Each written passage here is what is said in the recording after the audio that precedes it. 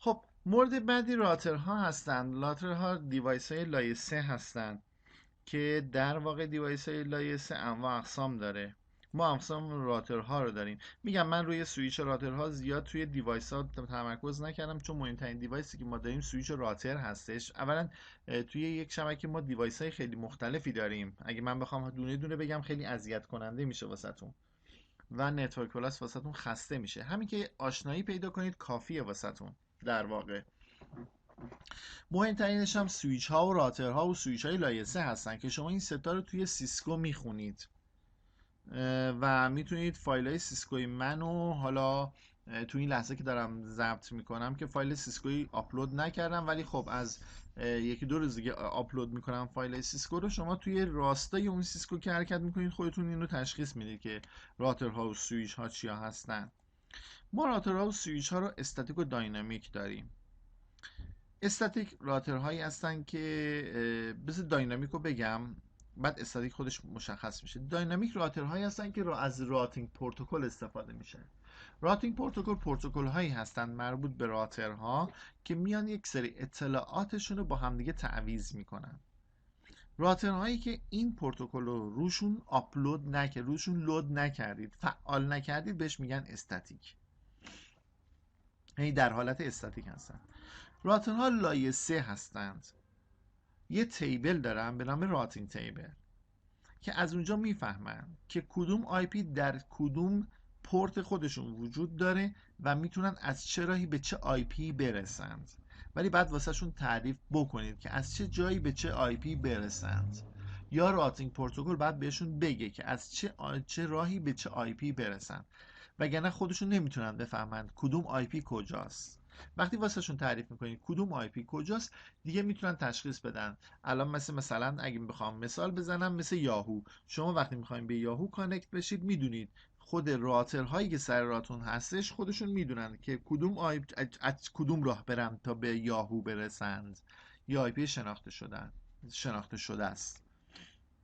دیوایسی که کاربرد داره، خیلی کاربرد فراوانی هم داره. سویچ ها لایه تو راترها کاربرد فراوانی دارن. من فقط در حد آشنایی براتون صحبت کردم که اسمش به گوشتون بخوره و تو سیسکو بتونید بیشتر باش کار کنید.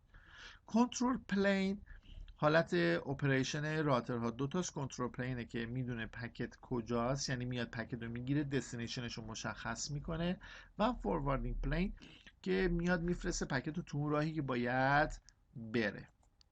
یکی از مواردی هم که خیلی به چشم میخوره توی شبکه ها فایروال هستش. ما دو نوع فایروال، یه انواع اقسام فایروال داریم ببخشید. و فایروال شبکه رو به دو قسمت اساسی تقسیم میکنه: قسمت بیرونی، قسمت درونی و DMZ. فایروال چیز فوق العاده مفیدیه، چون فایروال ما میایم فایروال رو میزنیم که جلوگیری کنیم از اتکی که به شبکمون میشه، نه وبسایت ها رو واسه شبکمون ببندیم. ولی لازمه این که اتک کمتر بشه به شبکمون اینی که بعضی از وبسایت ها بسته بشه، چون بعضی از حملات بر اثر این هستش که در واقع بعضی از حملاتی که ما داریم به شبکمون جسارتا با وبسایت های غیر اخلاقیه، بعضی وقتا با وبسایت های اخلاقی هستش، بعضی وقتا با وبسایت های مثلا سیاسی هستش. انواع اقسام اتک ها رو دارید شما تو همون وبسایت ها. من مثال زدم اما تو جای دیگه مثال نزدم. و این فایروال کمک بسیار مهمی واسه ما میکنه. ما سه چهار حالت فایروال داریم: پکت فیلترینگ فایروال داریم، پراکسی داریم و استیتفول داریم. پکت فیلترینگ مثل دستگاه های لایه 3 که میاد بر اساس اکسس لیست میاد جلوی یه سری از ورودی ها یا خروجی ها رو می نویسه و خیلی مشکله و پیچیده است.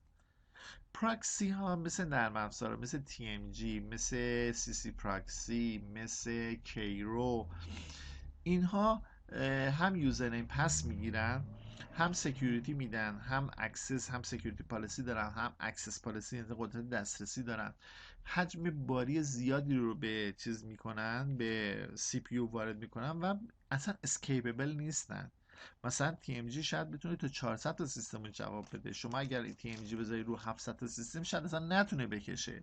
یا مثلا TMG بتونه تا 10 گیگو مثلا 10 مگو اینترنت رو پاسخ بده. من مثل میزنم و ممکنه این واقعیت نداشته باشه، ولی مثلا بکنید 12 مگ TMG نتونه کار بکنه، یا اگر هم کار میکنه با همون 10 مگ کار کنه. به این میگن not escapable.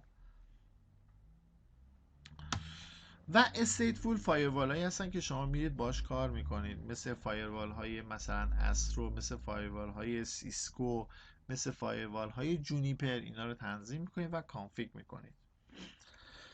چیزای خیلی مفید، دستگاه های مفیدی هستن واسه شبکه و خیلی عالی میشه ازشون استفاده کرد. اگه استفاده بهینه و درستی بشه واقعا عالی میشه استفاده کرد.